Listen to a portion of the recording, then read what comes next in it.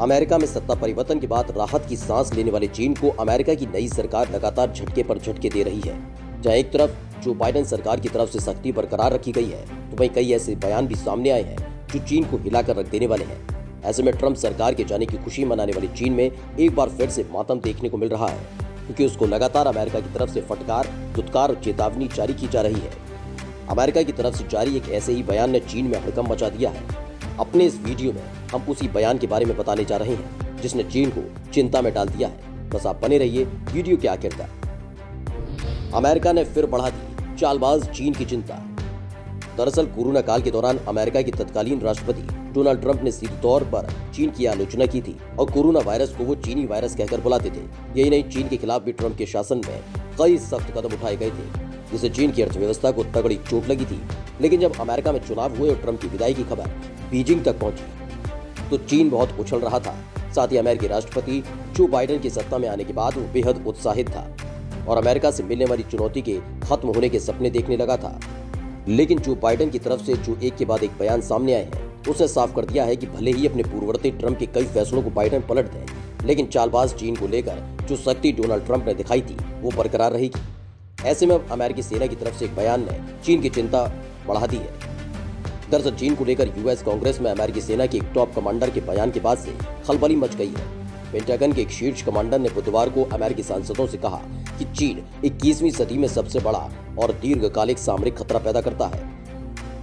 उन्होंने ये भी दावा किया कि अगले 5 से 6 साल में चीन कभी भी ताइवान पर कब्जा करने के लिए हमला कर सकता है। इसके साथ ही अमेरिकी हिंद प्रशांत कमान के कमांडर एडमिरल फिल डेविडसन ने प्रतिनिधि सभा के सशस्त्र सेवा समिति के समक्ष दावा किया कि अगर चीन की इन हरकतों को नजरअंदाज किया गया और रोका नहीं गया तो भविष्य में पूरी दुनिया के लिए खतरा बन सकता है। दरअसल डेविडसन का ये बयान ऐसे वक्त में आया है कि अमेरिका के विदेश मंत्री एंटोनी ब्लिंकन और अमेरिकी राष्ट्रीय सुरक्षा सलाहकार जेक सुलिवन और चीन के शीर्ष विदेश नीति अधिकारियों की अगले महीने बैठक होने वाली है। अमेरिका में बाइडेन प्रशासन के शीर्ष अधिकारियों और उनके चीनी समकक्षों के बीच आमने सामने की पहली बैठक होगी, जिसमें उम्मीद लगाई जा रही है कि अमेरिका की तरफ से कई मुद्दों पर सख्ती के साथ बात की जाएगी और तो और कई मुद्दों पर चीन से उसका नजरिया स्पष्ट करने को कहा जाएगा। डेविडसन के इस बयान के बाद अमेरिकी अधिकारियों के साथ बैठक के लिए उत्साहित चीन के होश फाख्ता हो चुके हैं। चीन की शातिर चाल का हुआ खुलासा, ताइवान को बना सकता है शिकार। चीन की फितरत को हर कोई जानता है कि वो पड़ोसी देशों की जमीन पर पूरी नजर रखता है। ऐसे में कई देशों के साथ उसका विवाद भी चल रहा है, जिसमें एक देश ताइवान भी शामिल है, जिसमें हाल ही में चीन का तनाव भी देखने को मिला। ताइवान ने उस दौरान चीन को आंखें दिखाई और साथ ही अपनी ताकत को बढ़ाने में जुट गया। लेकिन अमेरिकी हिंद प्रशांत कमान के कमांडर एडमिरल फिल डेविडसन के दावे ने चीन के प्लान का पर्दाफाश कर दिया है, जिसमें ताइवान पर कब्जा करने की तैयारी चीन कर रहा था। अमेरिकी कमांडर ने साफ लहजे में कहा कि चीन की महत्वाकांक्षाओं की लिस्ट में ताइवान शीर्ष पर काबिज है।